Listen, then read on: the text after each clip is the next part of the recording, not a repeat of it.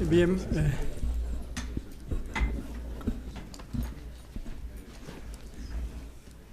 buenas tardes, bienvenidos a un nuevo ciclo del capítulo español del Club de Roma IDES Global, que quizá les haya sorprendido, que aparentemente es un ciclo muy dedicado a la geopolítica y a veces parecerían cosas lejanas a las preocupaciones más nucleares del club. Como ustedes saben, el club nació prácticamente cuando se estaban conmemorando los primeros 50 años de la creación de la Unión Soviética, y nació en un momento donde el mundo era un mundo claramente bipolar. Pero nació pensando trascender la bipolaridad de entonces, y en esa línea sigue estando. No suele dedicar mucho tiempo a los temas más cercanos y de conflictos más evidentes y más noticiables, y su máxima preocupación es cómo contribuir al desarrollo humano y cómo contribuir a una relación entre las personas y la naturaleza que permitan la vida sobre la Tierra, no solo para los que estamos ahora, sino para las próximas generaciones.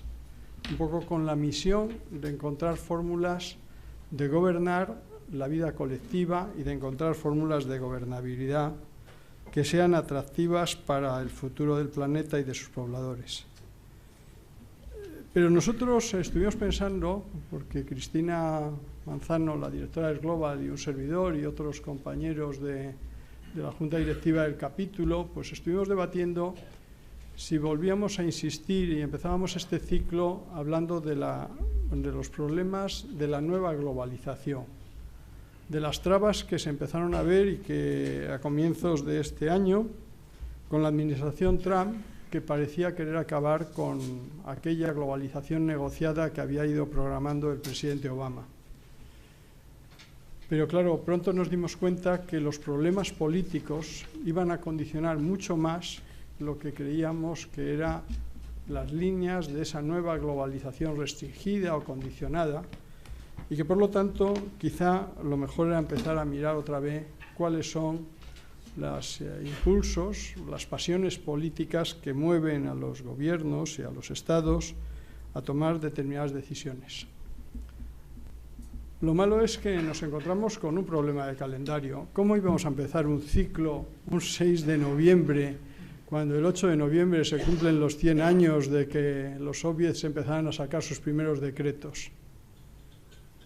¿O cómo íbamos a empezar un ciclo sin hablar de China, que ha hecho un congreso muy relevante y que nos vuelve a poner en cuestión si Xi Jinping es un nuevo Mao o si Mao hubiera podido hacer lo que está haciendo el nuevo mandatario chino? Al final, las elecciones en Alemania nos han desbaratado un poco las expectativas que teníamos de hablar de la Unión Europea. Y si nos ponemos a hablar de estos temas, en un momento estamos justamente al año de la toma de posesión como presidente del señor Trump, con lo cual es obligado que volvamos a hablar si realmente Trump está haciendo algo, no está haciendo nada, está condicionando el futuro del planeta con algunas decisiones, y sobre todo esto lo vamos a ver si en esta cumbre de cambio climático que empieza esta semana en Bonn, si se va más allá de esos atisbos de ligeros avances que decía ayer, me parece, o esta mañana, un comentarista en La Vanguardia al hablar de esta cumbre. Era obligado, por tanto, volver a la política. Y volver a la política supone también hablar de América Latina y supone hablar de un ISIS que aparentemente está quedándose ya solo con el desierto, pero que durante estos 3 últimos años ha aparecido en esta sala muchas veces y va a seguir apareciendo.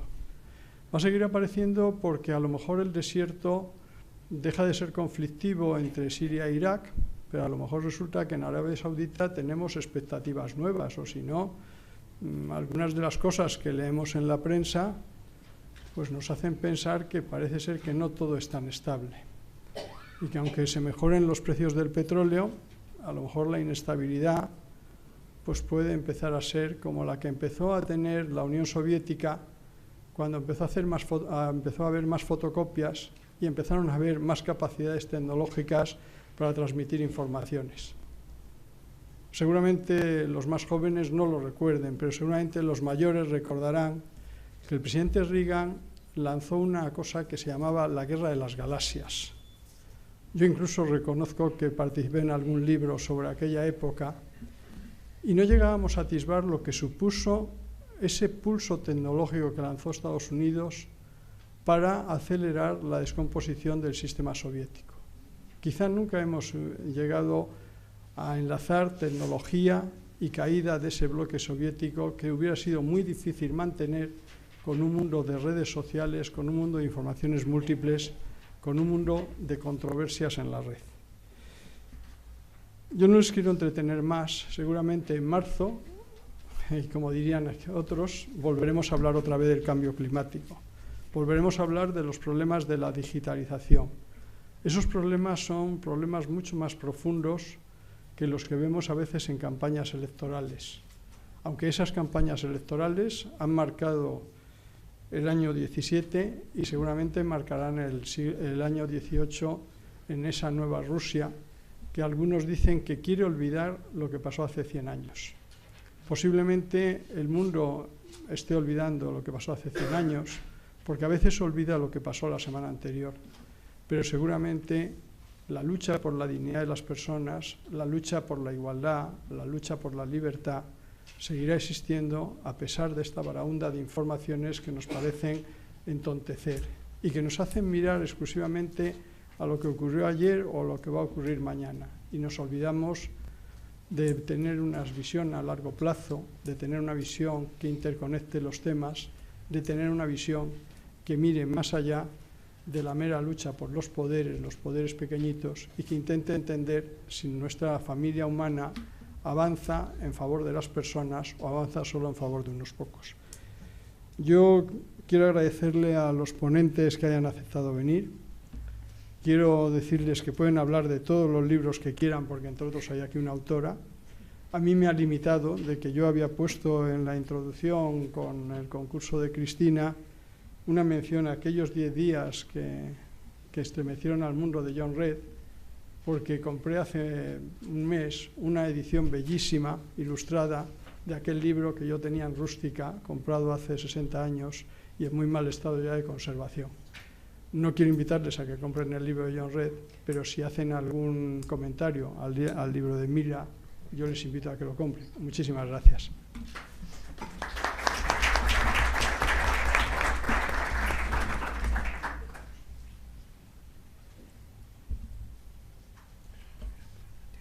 Hola, buenas tardes. Vamos a dar comienzo, muchas gracias José Manuel por tus palabras. Vamos a dar comienzo el debate Rusia 100 años después, y para ello tengo conmigo a Mira Milosevic. Ella es investigadora principal del Real Instituto Elcano y profesora asociada de Historia de Relaciones Internacionales en el Instituto de Empresa.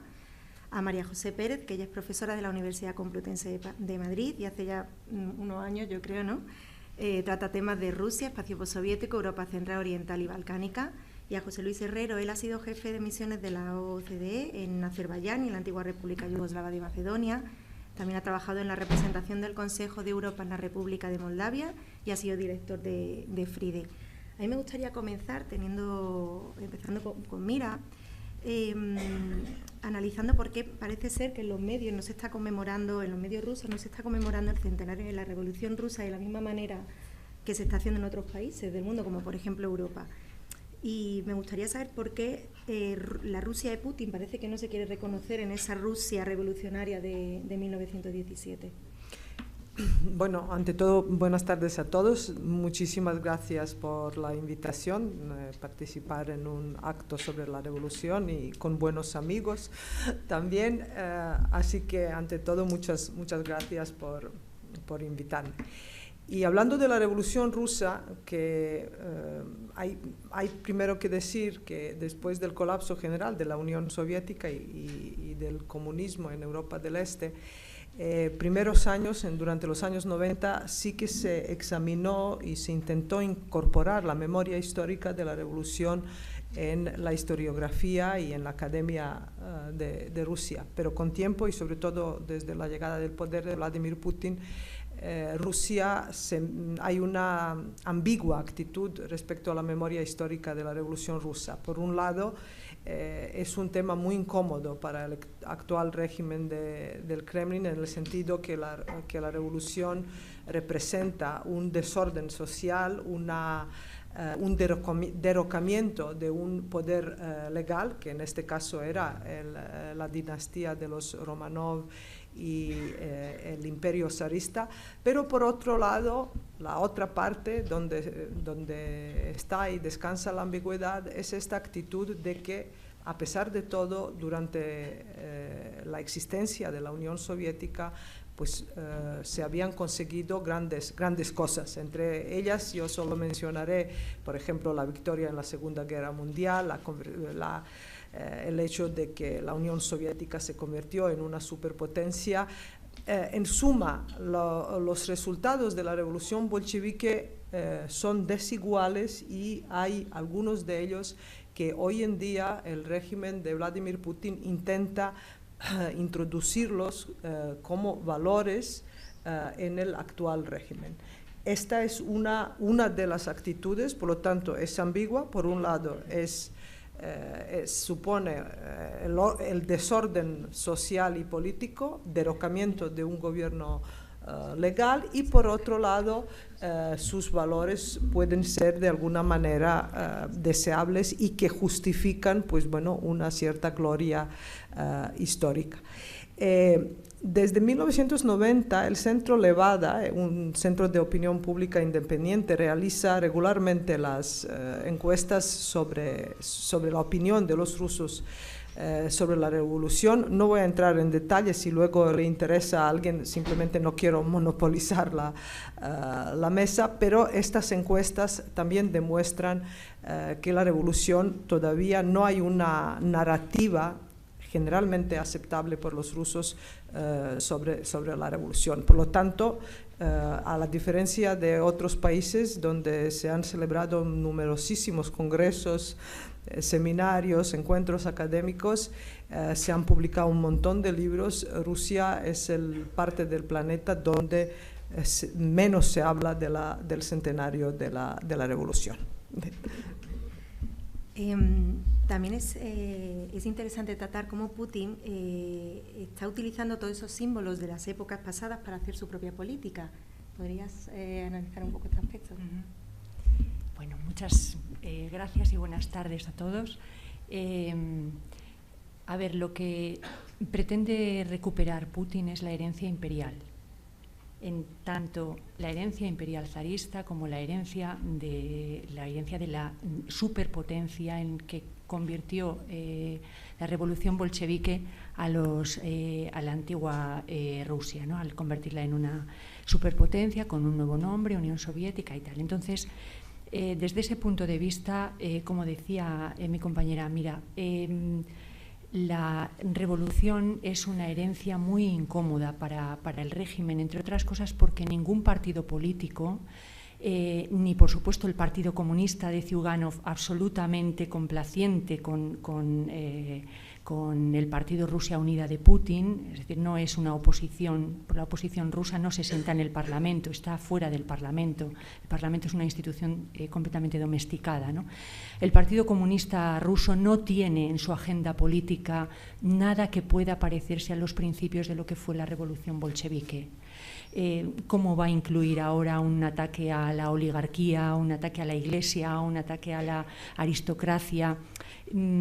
Es imposible que se vuelva a recuperar esa agenda, entre otras cosas, porque lógicamente la opinión pública rusa, y eso también lo avala el Centro Levada, la opinión pública rusa sabe que ni los aristócratas ni los empresarios de la Rusia zarista ni los oligarcas actuales han hecho sus fortunas debido a su gran eficacia y a su inmejorable gestión.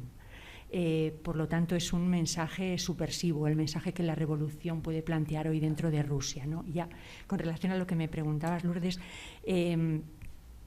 Putin ha tratado de recuperar la herencia simbólica imperial en las dos vertientes históricas de la antigua Unión Soviética y de la Rusia zarista.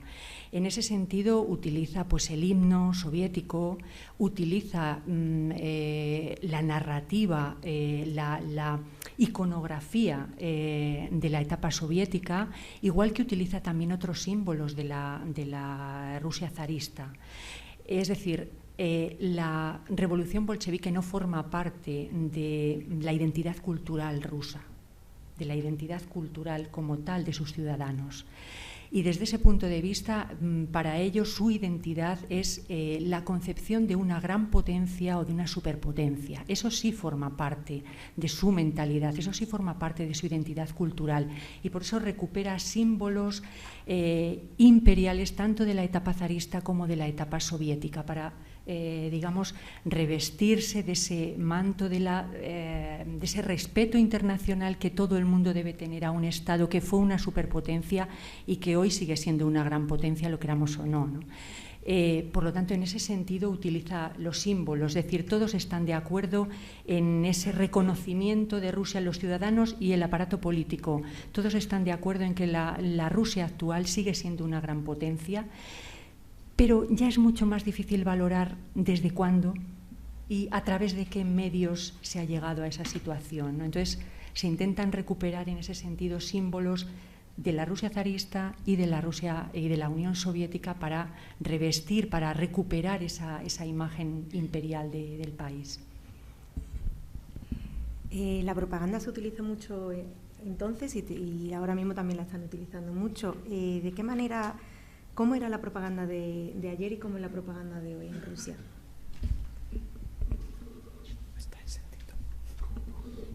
Muchas gracias.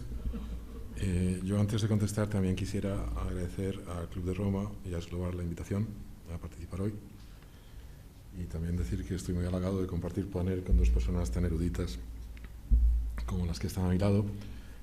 Yo no soy tan erudito. Mira ha escrito este excelente libro que se llama Breve Historia de la Revolución Rusa, Los amigos que no tengo ninguna vergüenza en publicitar porque es excelente, de detalle, de edición. Y pienso que se va a convertir, si no se ha convertido ya, en un clásico en español sobre la Revolución Rusa. No solo explica el detalle muy bien explicado, sino que propone una tesis principal y otras muchas subtesis con las que, se esté o no se esté de acuerdo, ayudan a interpretar la realidad.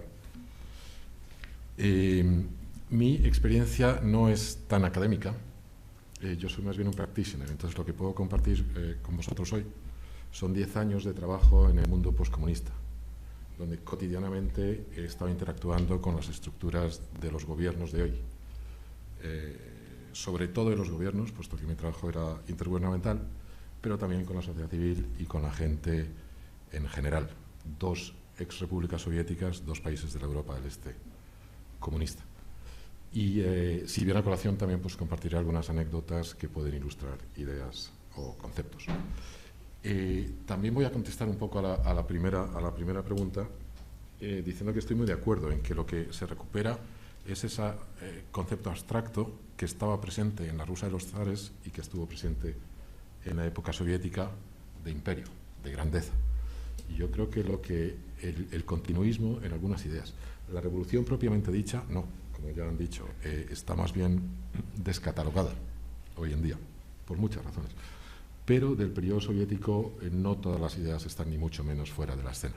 Sobre todo las que se corresponden más al periodo de los 70, que es un poco el periodo álgido.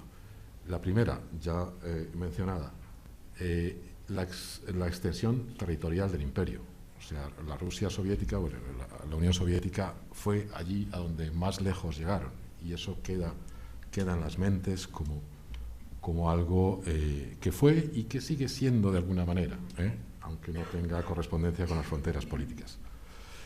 Esto lleva a un sentimiento que tienen con frecuencia no solo los rusos, sino los que formaron parte del mundo soviético, de excepcionalidad.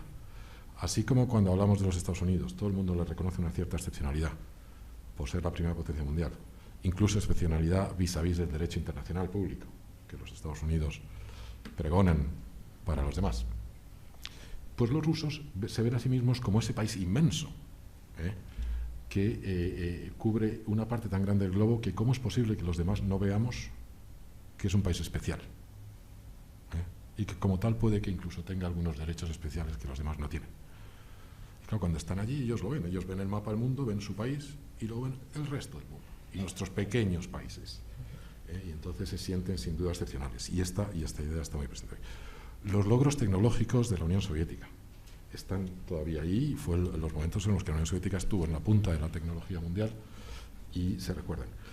Yo veía con frecuencia un canal que se llama Nostalgia, que no para de repetir y repetir documentales de esta época, y la gente lo ve, y lo ve con nostalgia, porque realmente, y lo siente como dentro, como parte de su historia, no solo en lo que es la Federación Rusa actual, sino en todos los países que fueron Unión Soviética, incluso en algunos más vecinos de la Unión Soviética.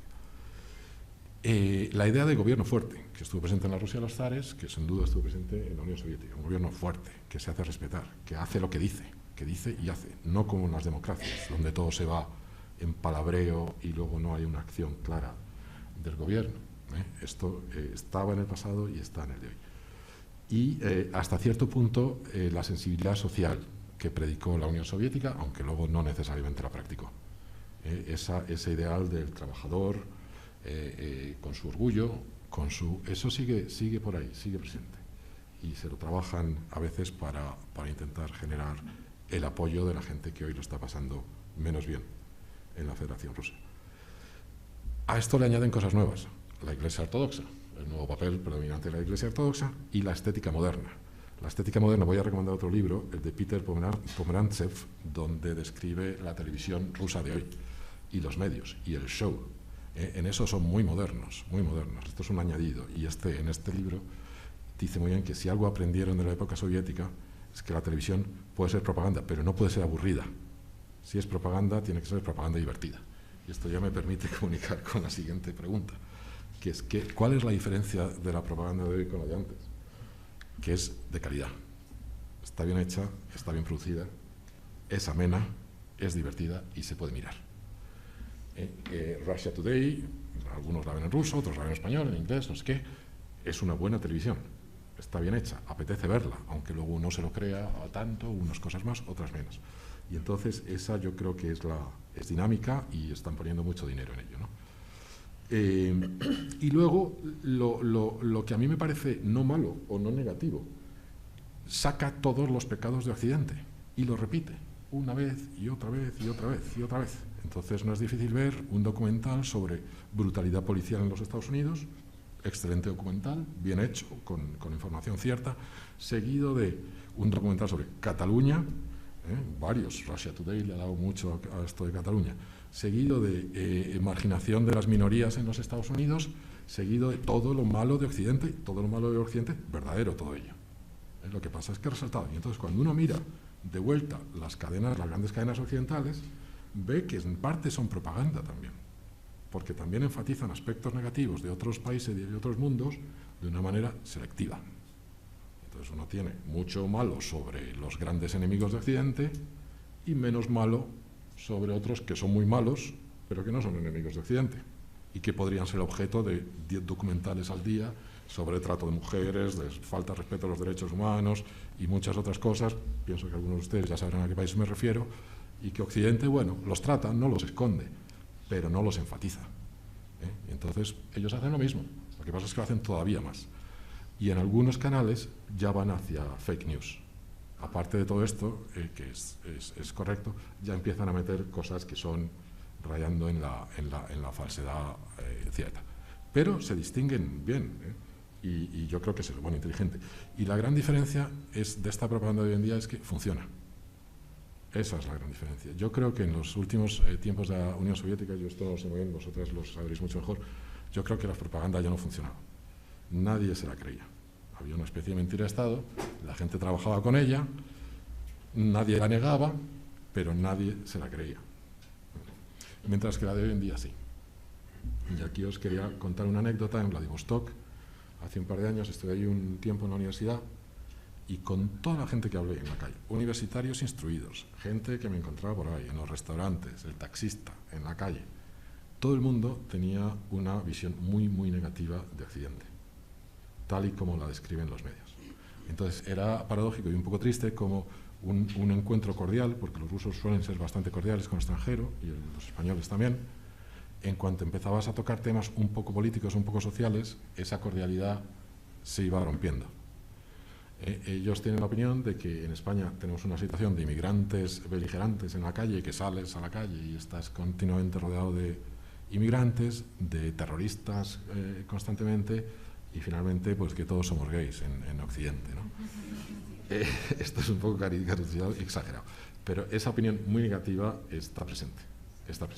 Y entonces yo me esforzaba en decir que no, que la clase media europea vive mucho mejor que la clase media rusa, si es que existe, y me lo desmentían una y otra vez. Y entonces yo creo que está funcionando. Gracias. Mira, ¿cómo crees que ha cambiado la sociedad desde entonces, la sociedad rusa, desde la sociedad de 1917 a la actual? Esta es pregunta no de 1 millón, sino de varios, ¿eh? ¿Cómo ha cambiado? Bueno, yo creo que es bastante imposible responder completamente a esta pregunta. Lo que es cierto, primero, si hablamos de la Revolución Rusa y del centenario, tenemos que hablar de por lo menos de 2 revoluciones, de la de febrero y luego lo que se llama Revolución de Octubre, pero que técnicamente hablando ha sido un golpe de Estado de un grupo minoritario de la bolchevique del Partido Socialdemócrata. Sin duda alguna, y por eso hablamos de la revolución, el deseo ferviente, aunque sea de una ala minoritaria del Partido Socialdemócrata, justificó de alguna manera lo que posteriormente, durante 100 años y posiblemente más, y en futuro se llamará la Revolución Rusa. Entonces, si hablamos de cambio de la sociedad, hay varios cambios.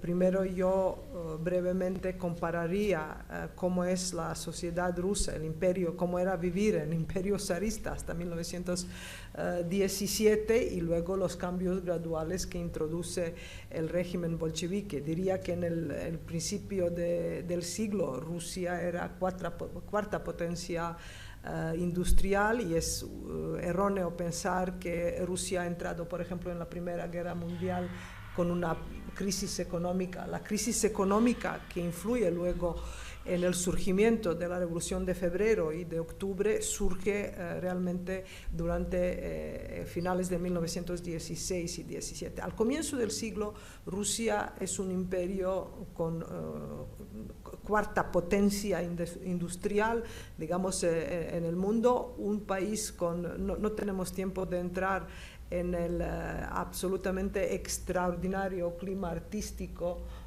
de Rusia al comienzo del siglo, y si Rusia desde el Pedro el Grande tenía obsesión por su retraso en comparación con Europa, realmente yo creo que por primera vez en su historia Rusia ha ido por un paso por delante de Europa, lo que se refiere en el arte, en la pintura, en música, en ballet, al comienzo del siglo. Ahora bien, la revolución tanto de febrero, pero la revolución lo que llamamos la revolución rusa realmente se refiere a la revolución de febrero y la revolución de octubre, ¿no?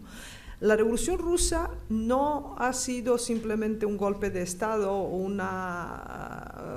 un violento cambio de poder, más bien es la consecuencia de varios factores. En primer lugar, del fracaso de las reformas gubernamentales del zar Alejandro II en la segunda mitad del siglo XIX. Es fracaso también del régimen de la monarquía constitucional que se introduce en 1905, después de la revolución de 1905. Es consecuencia de una serie de los movimientos revolucionarios, de una relativamente larga tradición de los movimientos revolucionarios que empieza en la primera mitad del siglo XIX con los movimientos populistas, y obviamente del surgimiento de los partidos políticos. ¿Por qué nombro todo esto? Pues porque creo que si hablamos de los cambios, quiero subrayar que la sociedad rusa durante el zarismo intentó introducir cambios pacíficos a través de reformas, empezando por un zar, ¿no? Estos cambios, estas reformas fracasaron y luego los bolcheviques aprovecharon el contexto de la Primera Guerra Mundial y un contexto, pues bueno, de destrucción de imperios, de dinastías y una crisis económica, en este caso sí, que surge por la inflación a finales del 16 y comienzo del 17 y que influye directamente como razón económica en el surgimiento de la Revolución Rusa. Una vez conquistado el poder por los bolcheviques, si hablamos de los cambios, estos cambios se iban a producir en un marco impuesto por las instituciones inventadas a consolidar el poder bolchevique después del golpe de Estado. Según calendario juliano, la revolución se produce el 24 y 25 de octubre. El 26 de octubre Lenin firma 2 decretos, uno de paz y otro de repartición de la tierra, y a partir de allí, para consolidar su poder, los bolcheviques crean nuevas instituciones, crean mecanismos de propaganda, que es un elemento muy importante para consolidar su poder, entran en la guerra civil con todos oponentes, no solo los blancos, como solemos hablar de los blancos y rojos durante la guerra civil. Hay más de 25 grupos que luchan en la guerra civil contra los bolcheviques, ganan a todos ellos y en fin empiezan a construir lo que vamos a conocer como una sociedad comunista, socialista, soviética, el primer estado socialista en el mundo. No quiero monopolizar sobre todo y hablar mucho, pero lo que es importante, si hablamos de la revolución y es centenario de la Revolución Rusa, yo creo que muy importante es subrayar la diferencia entre la Revolución Rusa y todas las revoluciones anteriores. Lo que quiere decir la diferencia entre la Revolución comunista y, por ejemplo, francesa. Porque la Revolución Francesa es la que introduce el significado político al concepto de revolución, que es un concepto de física, de dar vueltas circulares alrededor de un objeto. La Revolución Francesa da sentido político al término de revolución, diciendo que se trata de derrocamiento del poder desde abajo con métodos violentos, con objetivo de cambiar el orden político, económico y social. Sin embargo, los comunistas van un paso más y dicen, sí, pero nuestra misión no acaba con el cambio del régimen político. Nuestra misión es cambiar el régimen político, económico y social y además, y esto es importante, construir un hombre nuevo, un hombre altruista, un hombre bondadoso, un hombre más bien parte de un colectivo que un individuo con derechos y responsabilidades propias, y este hecho, hombre nuevo que en el bien del colectivo sacrifica prácticamente su libertad individual, sus responsabilidades y derechos individuales con una idea absolutamente utópica para construir una mejor sociedad y un mejor Estado. Es uno de los elementos que guía a los bolcheviques. Sabemos que muchas veces el camino hacia el infierno está empadrado por las buenas intenciones. Quiero decir, yo no dudo que los bolcheviques tenían buenas intenciones, pero lo que han producido era un régimen mucho más totalitario y más duro que el imperio zarista.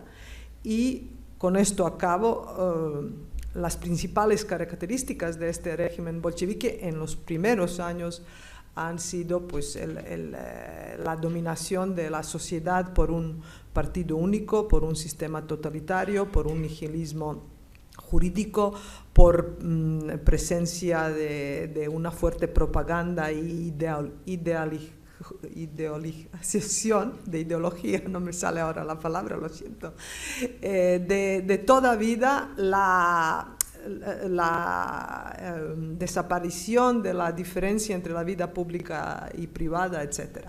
Luego este régimen culmina en la época stalinista y empieza su declive hasta Gorbachov, que intenta cambiarlo, reformarlo, para verse que realmente es imposible reformar comunismo y que democracia y comunismo son incompatibles. Si una cosa se ve claramente de la época de Gorbachov, es esta. Entonces, ¿cómo cambia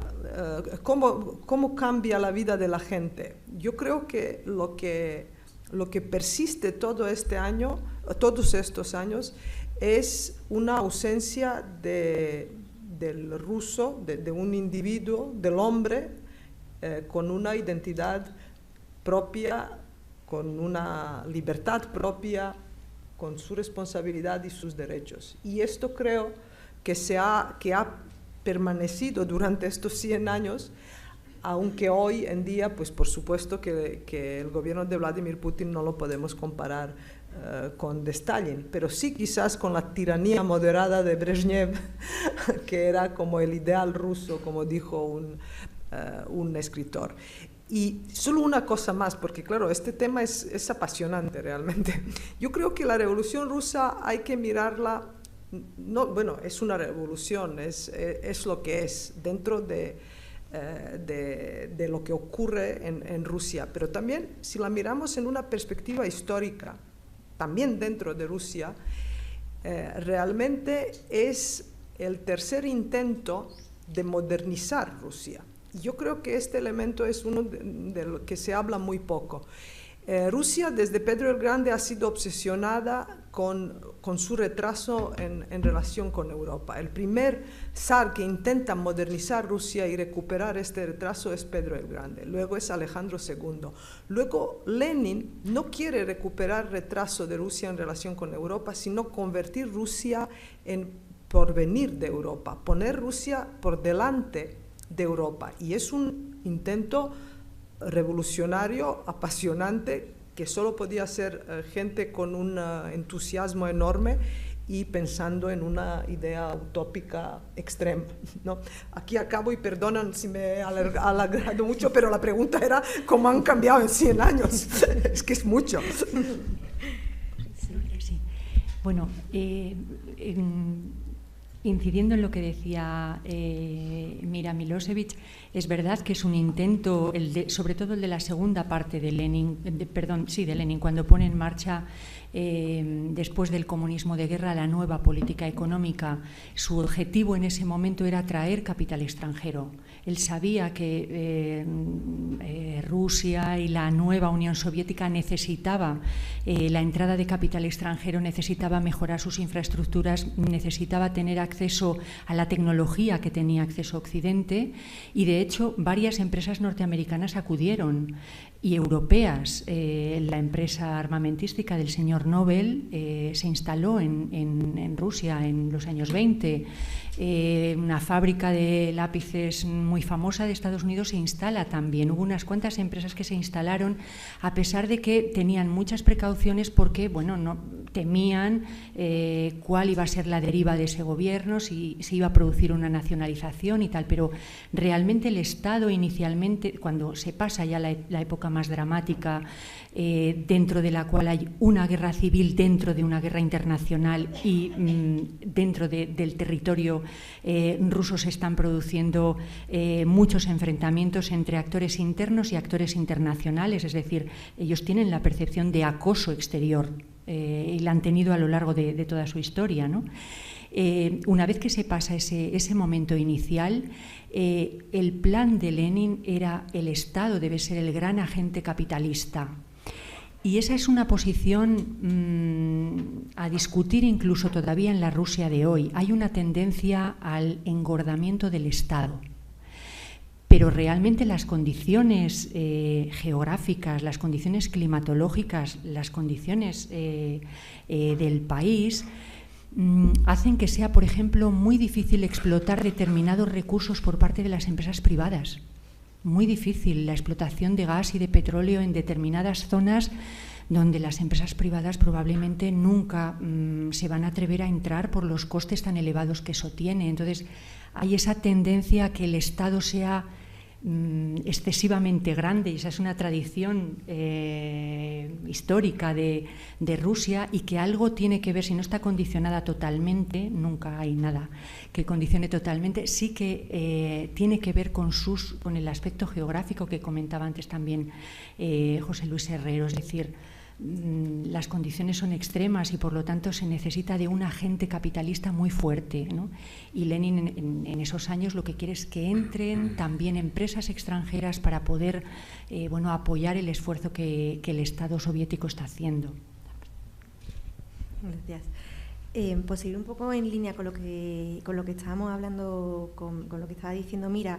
Un alto porcentaje de jóvenes sigue apoyando hoy en día a Putin, pero parece que eso va cambiando y que en las últimas protestas que ha habido contrarias al gobierno ha habido una representación muy amplia de jóvenes. ¿Puede ser que se estén desencantando los jóvenes y qué puede significar esto para el gobierno de Putin? María José. A ver, nunca se sabe, si uno lee a Peter Pomerancev, nunca sabes si esos movimientos son reales de oposición o están instigados por el propio Kremlin. De hecho, hay muchas dudas de que Alexei Navalny sea realmente un opositor, y cuando, hace unos días salta la posible candidatura de la hija de Anatoly Sobchak, padre político de Vladimir Putin, todos estos movimientos resultan muy inquietantes, ¿no?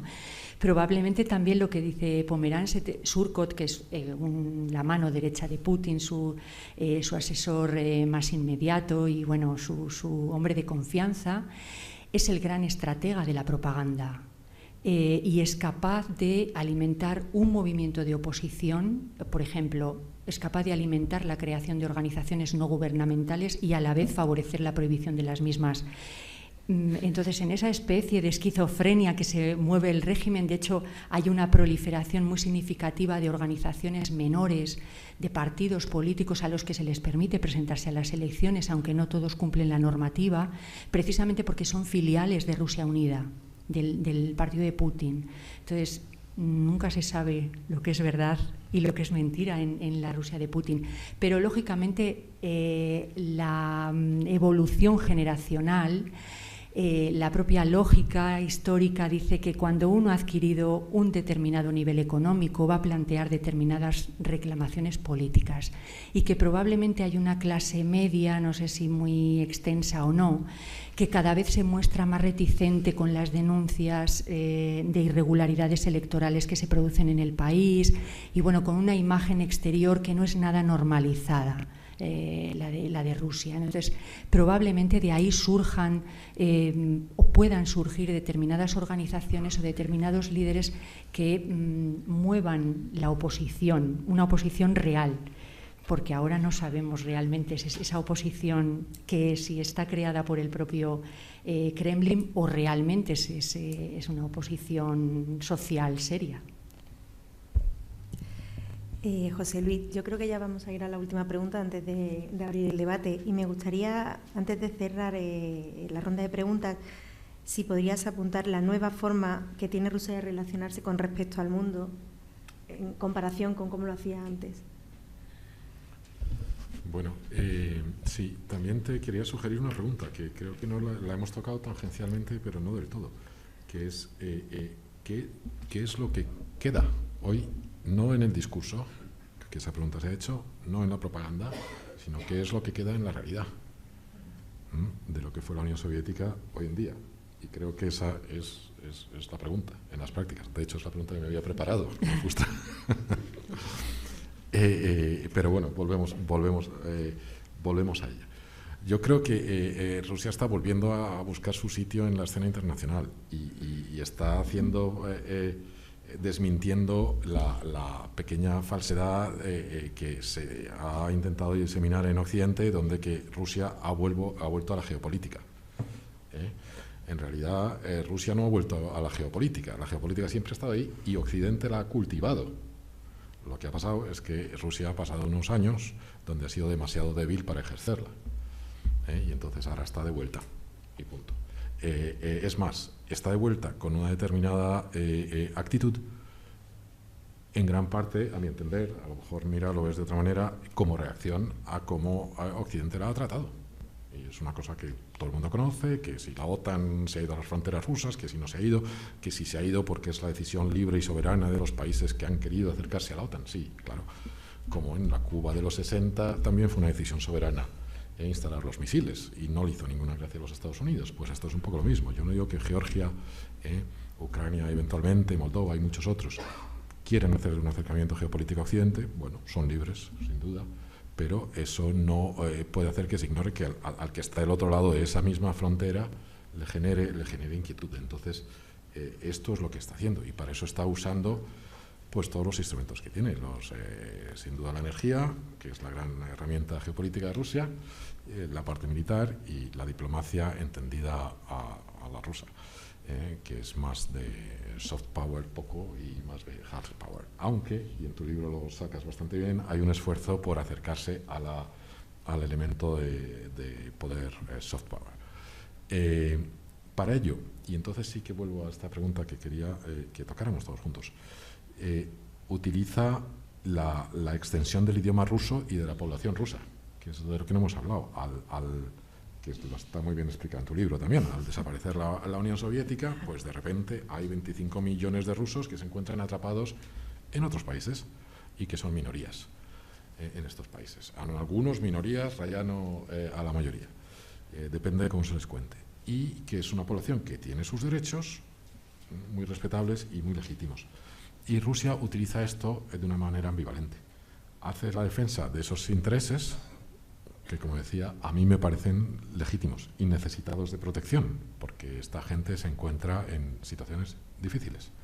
Desde los países bálticos, que son los más occidentalizados, hasta Georgia, sin duda, pero sobre todo Ucrania, ahora lo conocemos todo el mundo, Moldavia, pero también los centroasiáticos, en todos estos sitios. Entonces Rusia les defiende. Y es una cosa que tiene su sentido. Ahora, que luego el uso que se haga de ello pueda ir a veces a algo ya menos presentable, más interesado, pues sí, en ocasiones así ha sido, o en ocasiones está siendo así, ¿no? Pero sobre la base de una realidad que existe y que no es ni bueno objetivamente desde el punto de análisis, ni necesariamente muy ético ignorar, que es la situación de esta gente, de los que yo conozco muchísimos, a los que la historia les ha pasado por encima. Y ellos no tienen ni arte ni culpa en lo que ha pasado por encima suyo. Solamente un día se despertaron en un sitio y les dijeron que les habían cambiado el nombre del país en el que vivían y el idioma oficial. Y que desde ese día su idioma nativo, con el que habían vivido toda su vida, había dejado de ser el idioma oficial. Y que más les valía ir aprendiendo otro nuevo, si querían sobrevivir. Entonces, este es los que yo me llamo los pequeños comunistas, que si queréis volvemos a ello. Pero a la pregunta, no sé si me estoy extendiendo demasiado, pero es que estoy seguro que a mis contertulias les va a gustar. Es qué queda hoy de toda esta historia. ¿Qué queda hoy? Entonces, de la revolución ya hemos dicho que poco, de la épica de la revolución poco. De lo que construir hombre nuevo, paradójicamente, a la pregunta de que qué pasa con los jóvenes, yo no sé si realmente en la juventud hay una sensación de contestación que está creciendo o no lo sé. Es más, intuitivamente pienso que no, porque yo no la veo por ningún lado, pero bueno, debe estar en algún sitio. Pero los que sí que se rebaten contra ello, en el este de Europa también, no solo en la Federación Rusa, retoman la idea del hombre nuevo, muchos grupos juveniles, pero no como fracaso de lo que fue la Revolución Rusa, que todos lo sabemos, ese idealismo original que duró poco y que fue un fracaso, no se creó ningún hombre nuevo, o si se creó fue uno todavía peor. Pues algunos de los movimientos jóvenes de hoy en día, en un idealismo muy optimista, creo, desmesuradamente optimista, sí retoman ese ideal, el original de la Revolución Rusa. Bueno, a la pregunta principal, ¿qué queda? Yo quería dar algunas notas. Para empezar, queda el componente humano. Si uno mira alrededor, la mayoría o muchísima gente implicada en las estructuras de poder hoy en día de lo que fue la Unión Soviética vienen de las estructuras de poder soviéticas. algunos estaban directamente, eran secretarios generales del Partido Comunista de una determinada república y hoy son los presidentes de esa república. Algunos son los hijos, su padre fue el secretario general del Partido Comunista de X república y luego presidente de la independencia, y luego el hijo también es. Entonces, muchos vienen de ahí directamente, estaban y siguen. Para mí, la pirueta intelectual o ideológica de esta gente es admirable, porque han pasado de un día defender en público las virtudes del comunismo como el mejor sistema y al día siguiente, por las buenas, decir lo mismo del capitalismo. Y eso ya nos va dando una nota de cómo se funcionaba y qué queda de la Unión Soviética, que es una relación con la verdad muy peculiar. Esto es una cosa un poco especulativa, pero que la comparte mucha gente. En Occidente no podemos ser inocentes. Hay mentira en la política, hay mentira en la economía, hay distorsión en la publicidad y todo esto.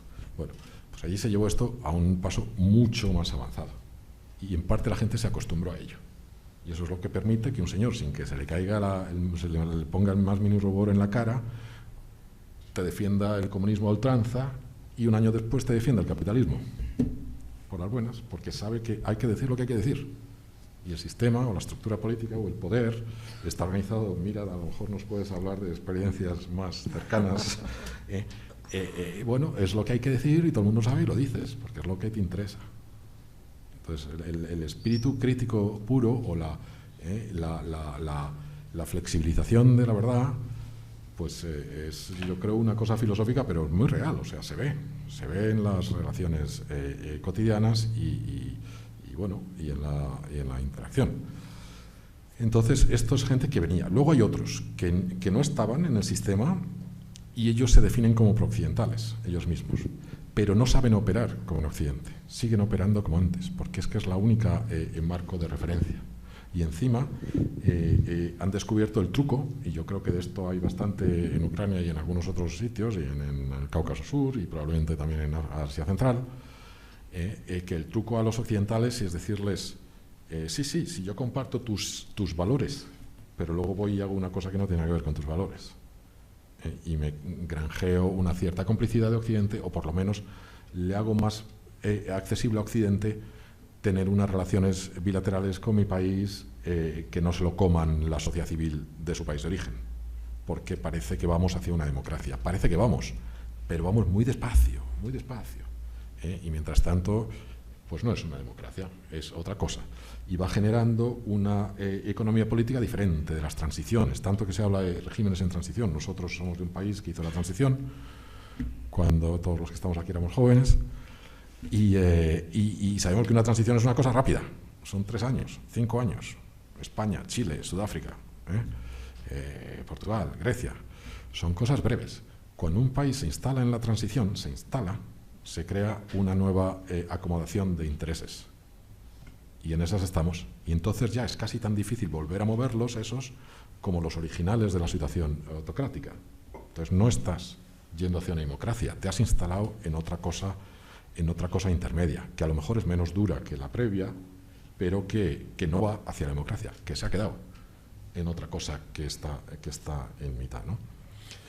Y yo creo que de esto pues hay muchos, y muchos que están ahí, que son nuevos, que no estaban en las estructuras soviéticas, pero que han accedido a los entornos de poder de hoy y están ahí. Y luego están los que bona fide dicen que quieren ser democracias de verdad. Y yo creo que en esto hay en Ucrania. Y no sé si soy excesivamente crítico en pensar que incluso también en estos entornos hay mucho de artificialidad, porque estas actitudes están apoyadas desde fuera, muy activamente desde fuera. Y uno se pregunta cuánto hay de natural en ellas, si ese apoyo no estuviera presente. Apoyo a través de la sociedad civil, lo saben todos, las organizaciones de la sociedad civil y los gobiernos. Y entonces yo creo que si se quitara esa manta por debajo, a ver qué quedaba de verdad de pulsión democrática. Y entonces estoy teniendo un panorama no muy optimista, pero creo que es el que hay. ¿Cómo se manifiesta eso en lo que hay hoy? Pues las inercias, lo que os comentaba antes, de esa peculiar razón con la verdad. Y luego ya unas cosas más técnicas, hay muchísimo más de esto, de qué queda de la forma de hacer soviética en el día de hoy. Ahí queda Pero bueno, voy a mencionar solamente algunas específicas. Lo de los servicios secretos, todo el mundo habla de ello, es muy conocido, pero yo diría el control de la justicia, fundamental. En eso es una de las... Y luego, un poco más accesoriamente, pero también de la maquinaria electoral, puesto que son lugares donde hay unas elecciones supuestamente competitivas, o hay elecciones por lo menos. Pero el uso del aparato de la justicia, y más particularmente de la Fiscalía General del Estado, es una cosa heredada descaradamente de la época previa y que no puede jugar un papel más importante en el control político. O sea, básicamente la técnica es: todo el mundo tiene pasados criminales penales que serían sujeto de una justicia penal, todo el mundo, sobre todo si tiene algo de dinero, todo el mundo, pero solo se actúa contra el enemigo político. Este es el asunto. Bueno, y hay más. Me paro aquí. Muchas gracias. Mira, y María José, si queréis añadir algo a esto.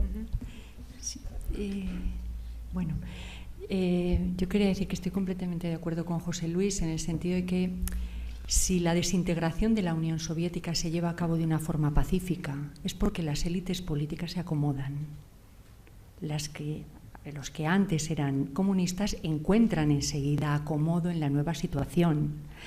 ¿Qué tienen? Información. Tienen información de todo el proceso de privatización del aparato del Estado, y se produce lo que se ha llamado la piratización en los años de Boris Yeltsin, ¿vale? Es decir, el saqueo al Estado, la compra de todo el tejido empresarial del Estado a precio de saldo, para a continuación vender, despedazarlo y vender partes muy pequeñas a empresas extranjeras a un precio infinitamente superior al que ellos habían comprado la empresa inicial.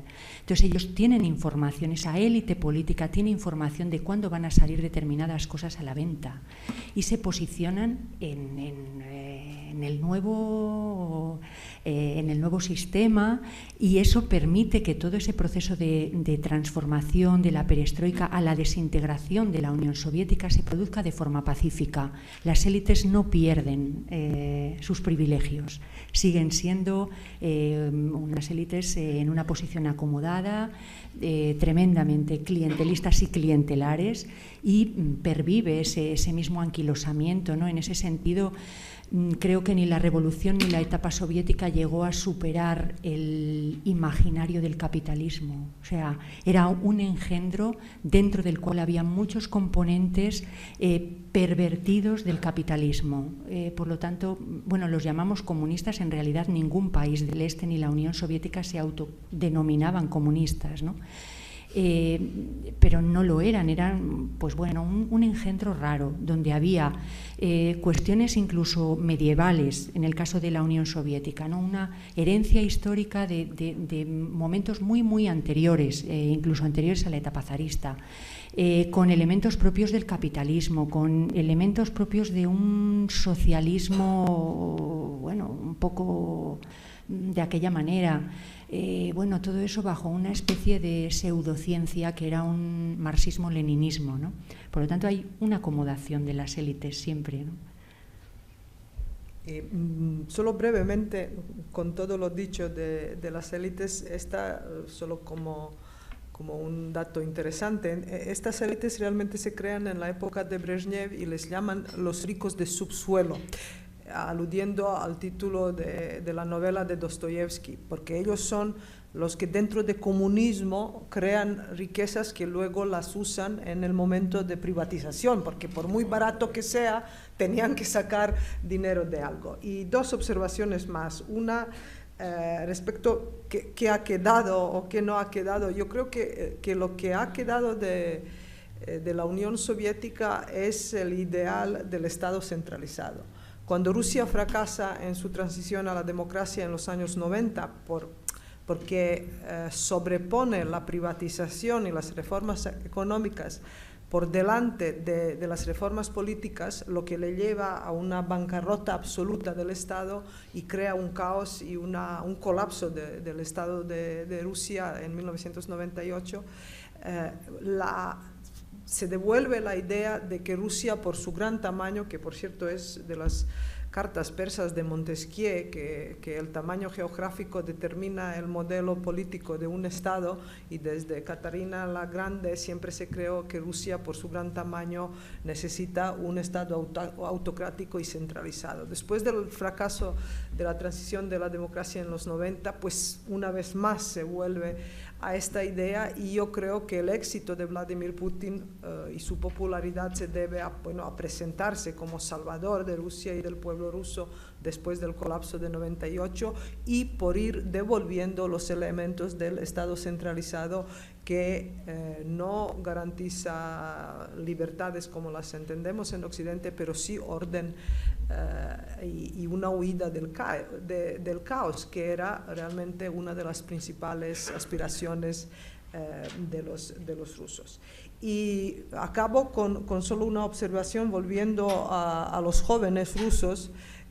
Hace 2 o 3 días leí una encuesta que decía cuáles son los modelos que los jóvenes rusos eligen para seguir, cuáles son los hombres modelo. Pues en primer lugar estaba Vladimir Putin, en segundo un empresario joven de 32 años cuyo nombre ahora no me acuerdo, y en tercer lugar está Jesucristo. Es una de las últimas encuestas. Entonces yo creo que la imagen que da Putin de un hombre primero deportista, siempre en forma, firme, decidido, capaz de gobernar un país tan grande como Rusia, es atractivo no solo para los jóvenes rusos, sino para mucha gente en Occidente, y para los jóvenes en Occidente con o sin idea utópica de la revolución. Aquí acabo, nada más. Muy bien, muchas gracias a los tres. Si os parece bien, abrimos el debate. Sí pido que por favor sean breves en las preguntas para poder tomar todas las posibles. Aquí hay una. Sí, buenas tardes. En algún momento alguno de los ponentes ha hablado de la Iglesia, pero un poco de refilón. Me gustaría saber un poco cuál es el papel ahora mismo de la Iglesia en Rusia. Bueno, yo que tengo experiencia de la vuelta de la Iglesia y de la vuelta de estar muy de moda ser religioso, pero de una manera bastante falsa en todos los países comunistas, dado que la religión fue perseguida durante el comunismo, aunque en caso de Rusia hay que decir que durante la Segunda Guerra Mundial Stalin se dio cuenta que para ganar la guerra necesitaba apoyo de la Iglesia, porque en caso de Rusia, Iglesia ortodoxa es el único elemento que ha pervivido desde el siglo XIII, desde la invasión de los mongoles en 1237 hasta hoy en día, como principal seña de identidad rusa, de identidad nacional rusa. Hay una identificación entre ser ruso y ser de la Iglesia ortodoxa, aunque a partir de los 90 se ha intentado crear una nación cívica que no sea definida en términos étnicos. La Iglesia ortodoxa siempre ha sido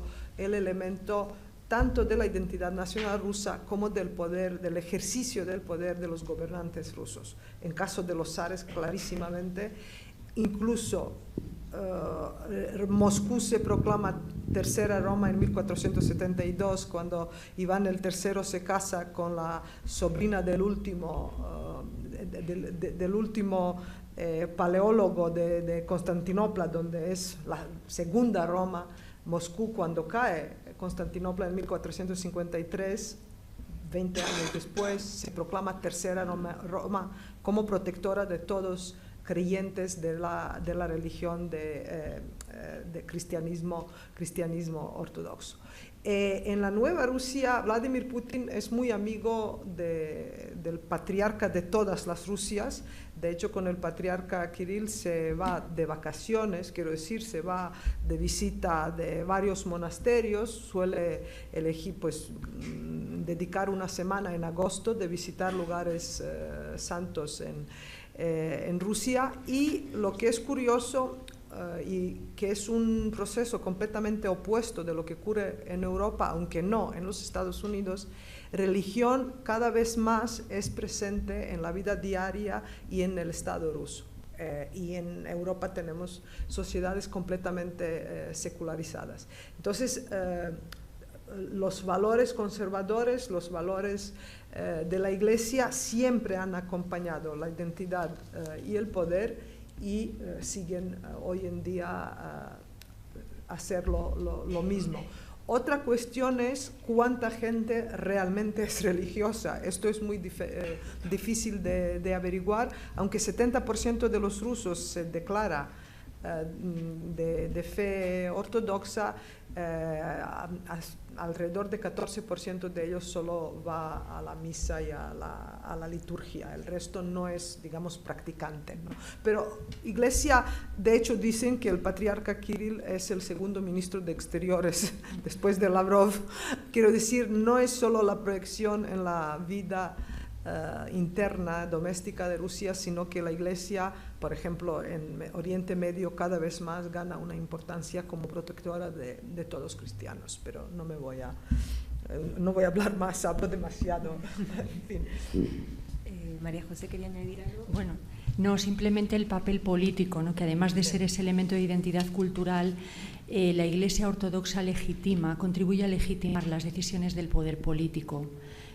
Por lo tanto, es un instrumento más del Ejecutivo.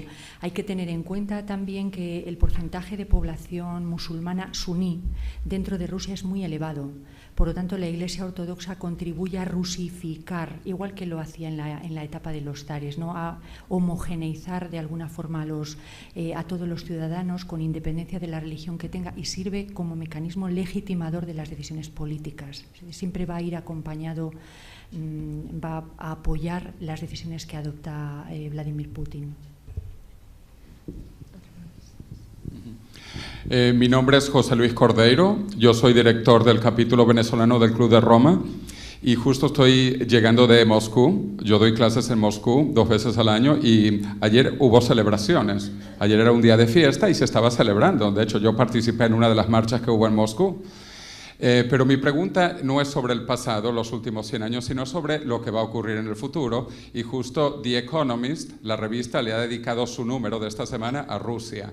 Y dice que Vladimir Putin terminará probablemente mal, como los zares, y que esto va a ser muy malo para Rusia. Entonces, mi pregunta es sobre el futuro, porque aquí escuchamos sobre el pasado. ¿Qué es lo que creen que va a pasar en los próximos 10 años? Y no sé si leyeron el artículo fascinante de The Economist esta semana.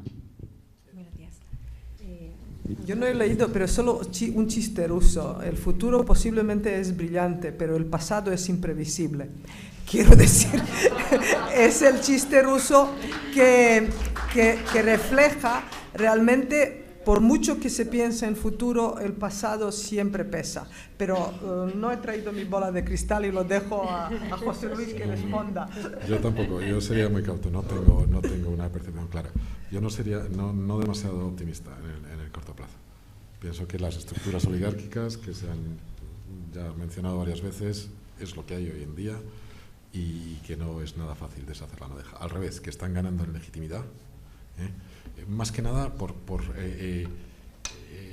la mala resultados de los otros, que somos nosotros, las democracias consolidadas. Entonces, realmente lo que era hace 15 años, como este es el modelo al que tiene que ir todo el mundo y eventualmente todo el mundo irá, hoy en día ya no es así. Ahora hay otros que dicen, hay otros modelos y este es uno. Y en lo que fue la antigua Unión Soviética, pues creo que están en esas. En todo lo que es Centroasia, todo lo que es el Cáucaso, Lukashenko, todos. Esto es lo que hay, señores. Entonces no creo que vayan a necesariamente. Respecto al mal final, pues bueno, si no recuerdo mal, la tradición en la época soviética era que el que viene después machaca al que viene de antes. Eso siempre ha sido así. No, pero ahora sin chiste. Yo creo que los rusos han tenido durante el siglo XX 3 colapsos. El de Revolución Rusa en 17, luego en 91 la desintegración de la Unión Soviética, en 98 el colapso del Estado. Y los rusos no están por labor de ninguna revolución. Por lo tanto, Putin yo creo que no va a acabar como zares en el sentido de un golpe de Estado al su poder. Sí que creo que con tiempo la gente se cansará de su modelo, pero yo creo que los rusos están muy cansados de cambio del poder violento. ¿Quieres añadir algo? No sé, la incertidumbre total que va a ser de Donald Trump, por ejemplo, también, ¿no? ¿Cuál es el futuro de...?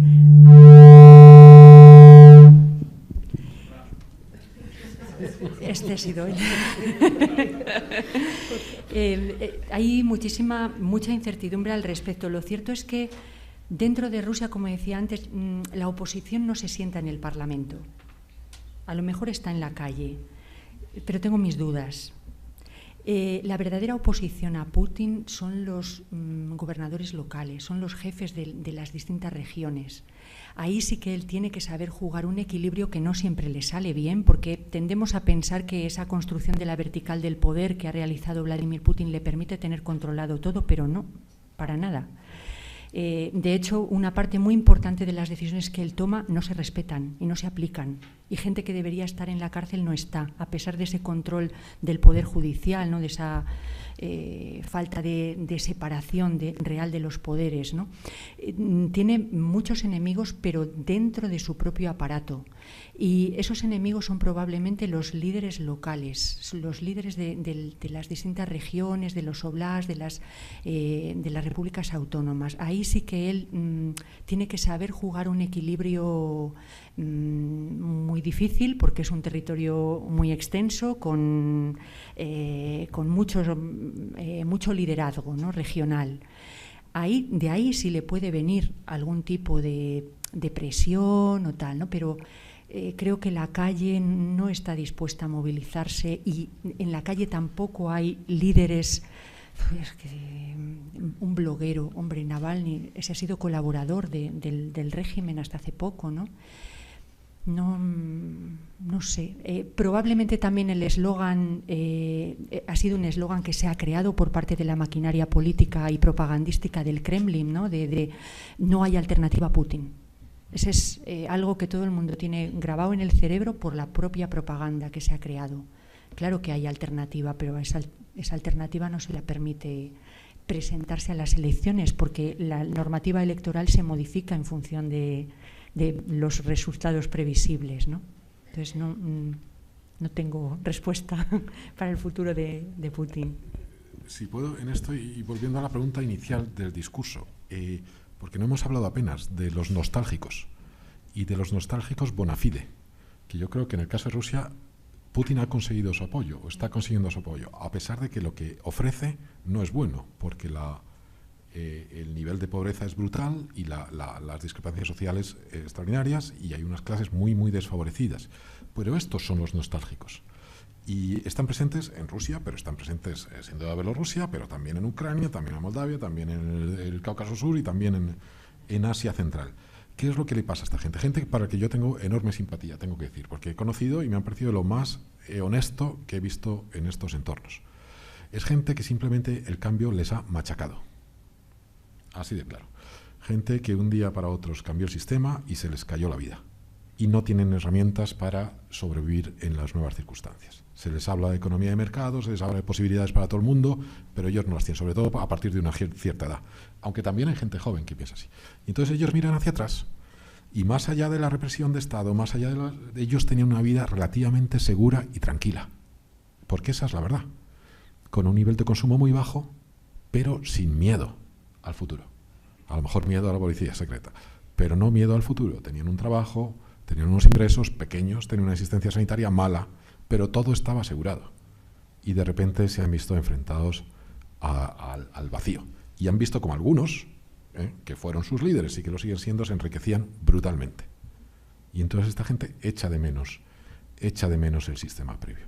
Y si me permites otra anécdota, a mí esto me lo descubrió una profesora que tuve de ruso, que era una persona extremadamente honrada, extremadamente modesta, seria profesora, y que un día me dijo que el mejor país del mundo era Bielorrusia. Entonces yo me quedé un poco sorprendido, explícamelo. Y me decía eso, que en Bielorrusia la gente vive tranquila. Y en Rusia no. Y en Ucrania todavía menos, viven en guerra.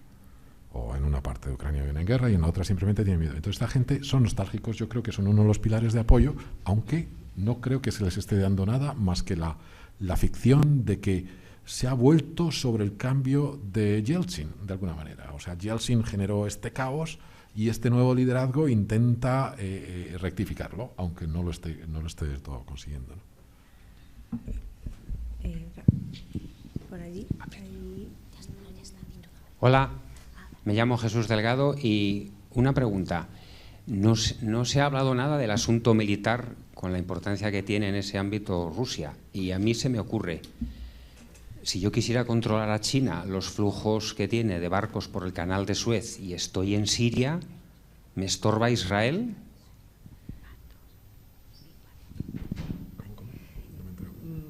La cuestión militar, bueno, hay una... es obvio que Rusia no solo que es una gran potencia militar, sino que tiene voluntad de usar este potencial. Lo que no se podría decir, por ejemplo, del occidente quiero decir, de manera más fácil lo usa. Respecto al poder militar ruso, hay una brutal modernización y un gasto entre 4 y 5% del PIB desde el año 2010. La idea de restaurar y modernizar el ejército y la armada rusa nació alrededor de 2005, pero no hubo suficientes recursos para hacerlo. Después de la guerra de Georgia en 2008, que Rusia ganó, una guerra de 5 días, pues se puso de relieve todo lo ineficaz que era el ejército ruso. Y a partir de allí se empezó a ahorrar y esto han ayudado a la subida de los precios de petróleo. Pero a partir de 2010 es cuando activamente se invierte en la modernización de las Fuerzas Armadas. También desde 2010 se empiezan con frecuentes y cada vez más omnipresentes incluso los ejercicios y las maniobras militares. Creo que todos habéis oído de la última de Zapad 2017, que son maniobras que se celebran cada 4 años y que este año pues también, por ejemplo, es un ejemplo de unión de la tradición soviética. Por primera vez ha vuelto a participar la primera brigada de tanques, que es una brigada que surgió en la Segunda Guerra Mundial y que ganó la batalla de Kursk, la batalla de tanques, ¿no? Lo que es llamativo de la fuerza militar rusa no es que sea tan potencial y tan grande, porque al fin y al cabo hay una tradición militar enorme y la Unión Soviética fue una superpotencia militar. Lo que sí que destaca es la voluntad de uso de esta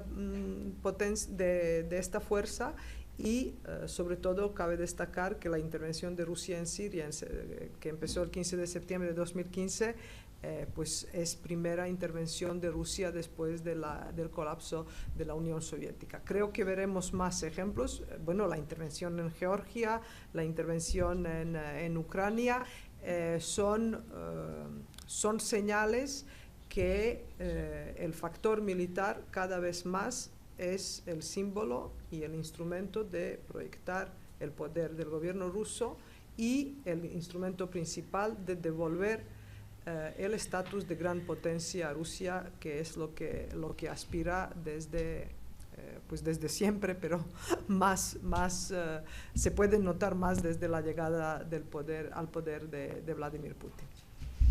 Vamos a recoger las 2 últimas preguntas porque no vamos muy bien de tiempo, nos queda poco tiempo, entonces... Sí, yo quería, un pequeño comentario y una pregunta. Tengo la impresión de que en Occidente tenemos una visión un poco distorsionada de lo que es Rusia. Yo he viajado por primera vez este verano como turista, pero soy sociólogo, o sea que tengo una sensibilidad un poco para ver qué es lo que pasa a mi alrededor, y me he quedado muy sorprendido. Me he encontrado un país muy moderno. Moscú yo creo que es una de las 5 capitales del mundo en estos momentos, con Nueva York, Londres, París, etcétera. Es una ciudad financiera con unas torres como cualquier ciudad norteamericana, unas avenidas espectaculares, parques, museos, con mucha juventud. O sea, en Europa somos una sociedad envejecida, pero Moscú tiene una vitalidad que probablemente muchas de las ciudades europeas no tienen en estos momentos. Y luego, a propósito de los medios que comentabais, que sí, la televisión y tal, Bueno, yo veo de vez en cuando el Russia Today, no sé, tampoco me gusta mucho la televisión, pero las redes sociales se han convertido en maestros, sino que se lo digan a Donald Trump y a los americanos. Es decir, la capacidad que tienen para moverse en estos momentos da la sensación de que están a la vanguardia, ¿no? Vamos a recoger las dos últimas preguntas y contestamos a todas. Mi nombre es Rosario Calvo y vamos a ver, Rusia ha perdido un área de influencia importante en las últimas décadas. Por otra parte, ustedes están comentando que Rusia quiere relanzarse de nuevo como imperio. Rusia tiene un pie en Europa y otro pie en Asia. Y mi pregunta es, ¿hacia dónde van a ir las relaciones internacionales de Rusia en este mundo tan cambiante? ¿Va a ir hacia Occidente o va a ir hacia Oriente? La última, Gerson. Sí, buenas tardes, gracias por la exposición. Mi nombre es Luis Álvarez, soy estudiante de Relaciones Internacionales, así que esta charla ha sido especialmente interesante. Y aparte un amante de Rusia, pero bueno, eso es otra historia. Yo quería, al hilo de lo que ha dicho el compañero sociólogo, preguntar qué papel juegan las redes sociales en este conglomerado, en esta batalla, digamos, entre propaganda moderna contra medios de comunicación un poco tirando hacia la nostalgia, como el que ha mencionado el ponente, o el diario Vremya, que sigue usando incluso la música soviética, ¿no?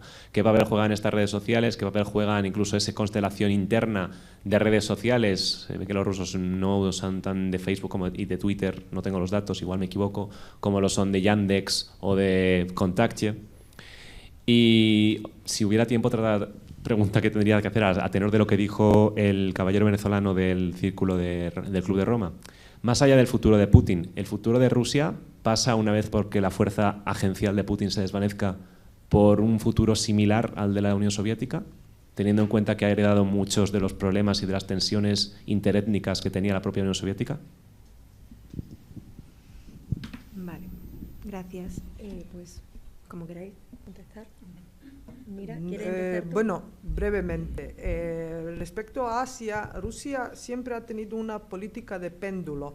Cuando le va bien con Occidente y cuando se siente aceptada por Occidente, que ha ocurrido históricamente en dos ocasiones, durante las guerras napoleónicas y durante la Segunda Guerra Mundial, Rusia intenta a integrarse en Occidente, intenta recuperar retraso con Europa. Es una de sus obsesiones. Después de la desintegración de la Unión Soviética en 91, ella intenta también esto, pero como los mismos rusos dicen, nosotros no somos Polonia y no no podemos integrarnos en una estructura dominada por los Estados Unidos. Por lo tanto, cuando a Rusia le va mal con Occidente, con Europa y los Estados Unidos, Rusia gira hacia Asia porque Rusia en Asia es Europa.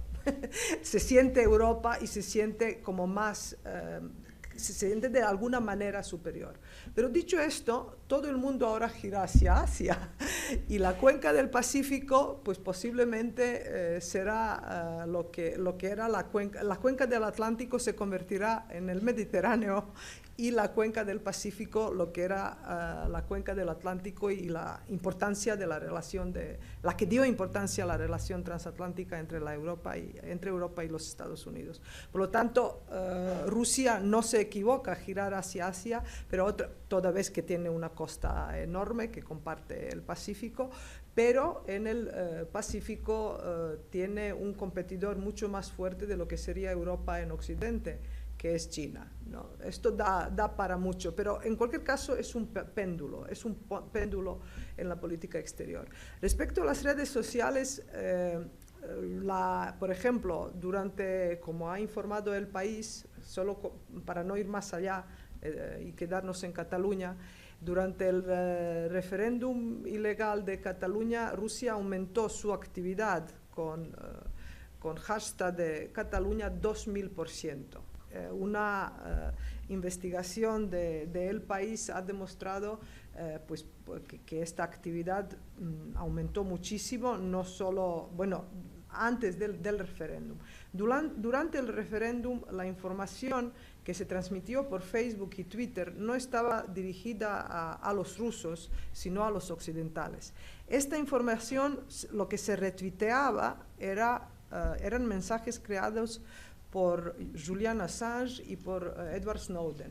Se repitieron tanto por los trolls como por los bots. Trolls son respuestas creadas donde participa el factor humano, los humanos, y bots son las respuestas automáticas. Entonces hubo mensajes, uno de Snowden, de Assange, por ejemplo, que compara a España con una república bananera, que tuvo 86.000 retuiteos, ¿no? Luego hubo las redes sociales, el uso de las redes sociales en la guerra de información, que podemos llamarla así, ha evolucionado y tiene mucho que ver con cómo Rusia entiende el papel de los Estados Unidos en las revoluciones de color, de cambios de régimen. Tiene mucho que ver con su observación cómo se usaron redes sociales durante la primavera árabe. Tiene mucho que ver con la guerra de Georgia en 1999, cuando se le escapaba la información de lo que ocurría en Chechenia, porque la gente informaba vía redes sociales lo que ocurría allí. Y sin duda alguna el perfeccionar el uso de las redes sociales se debe a las manifestaciones contra el supuesto fraude electoral en 2011, en diciembre de 2011. Es cuando el Kremlin se da cuenta que redes sociales tienen un potencial inmenso y realmente empiezan a invertir en los actores que usan redes sociales.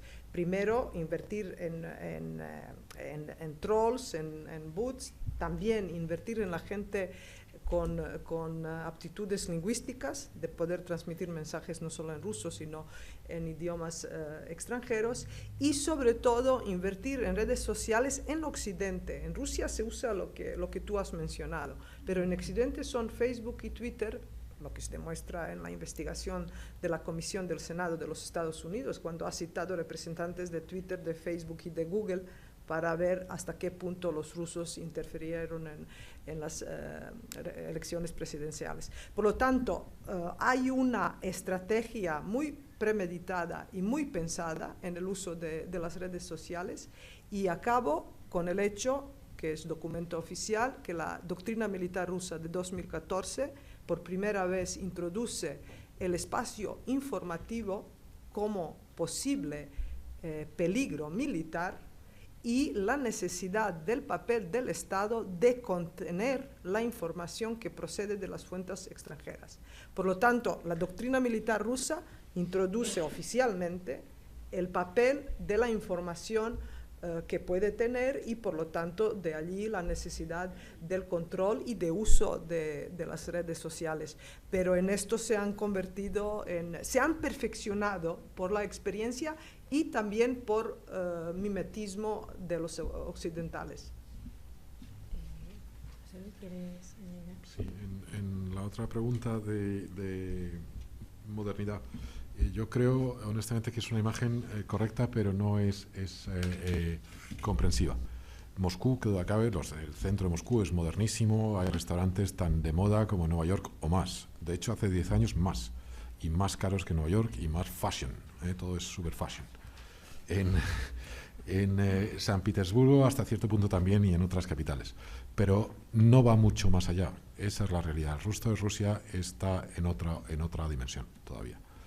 Y en San Petersburgo es muy interesante ver cómo el centro, joya cultural universal, totalmente gentrificado, y como Barcelona o Madrid o cualquier otra, o Venecia. Pero si uno se va al extrarradio de San Petersburgo, en la misma ciudad de San Petersburgo, y ve cómo vive la gente en los apartamentos todavía comunalcas, todavía con estructura comunalca, y verás que la cosa no es del todo lo que parece. Entonces es una sociedad muy bipolar, porque en efecto en los entornos, pues ya lo dije antes, han abrazado la modernidad, ¿no? Y de hecho se me ocurrió una cosa, que han pasado el materialismo histórico al materialismo, sin más acepciones.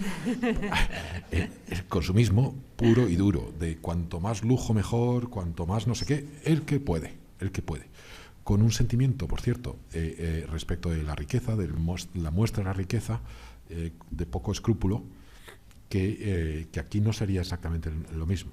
Y esto es una cosa muy visible. Entonces, claro, uno va a Moscú y ve espectaculares coches, preciosas discotecas y otras cosas, pero no es del todo. Y luego, Puede ser que es que la gente lleva también sus recursos muy limitados con mucha dignidad, y entonces no se ve. No es lo mismo que en otros países en vías de desarrollo, donde uno ve pobreza extrema y la ve, y es muy visible. En el entorno postsoviético lleva a dar tiempo a darse cuenta que una persona cuya apariencia es totalmente homologable a la clase media y cuya educación también, y maneras también, sin embargo está al límite de poder comer con la familia. Esa es la dura realidad de hoy. Bueno, solo hace falta saber que la Feria Internacional de los Multimillonarios se celebra en Moscú. Es el único país del mundo, Rusia, que celebra esa feria, ¿no? Entonces, además, tienen a gala hacer ostentación de la riqueza, ¿no? Otra cosa que creo que ha planteado también usted con las redes sociales y tal es el tema de los medios de comunicación. Es verdad que utilizan las mismas técnicas que Occidente precisamente para trasladar la propaganda y que nos estalle en nuestra propia cara. ¿Vale? Lo hacen muy bien. En eso se ha sofisticado muchísimo las estrategias del agitprop soviético. Pero eso puede dar una cierta apariencia de opulencia informativa también. Y no es así. En realidad, Gazprom Media es la propietaria mayoritaria de los medios de comunicación internos. Y RT o Sputnik pertenecen al Kremlin. Julian Assange es un tipo que tiene un programa en RT, un programa de entrevistas, una cadena de televisión que se precia de que lo más importante de ellas son lo que ellos llaman otras noticias. No son las noticias, a veces son cuestiones de denuncia que se podrían hacer por parte de las cadenas occidentales, también de nuestros aliados, pero otras veces no. Nigel Farage es un invitado asiduo en RT, ¿vale? Entonces, hay un dirigismo muy centralizado por parte del Kremlin.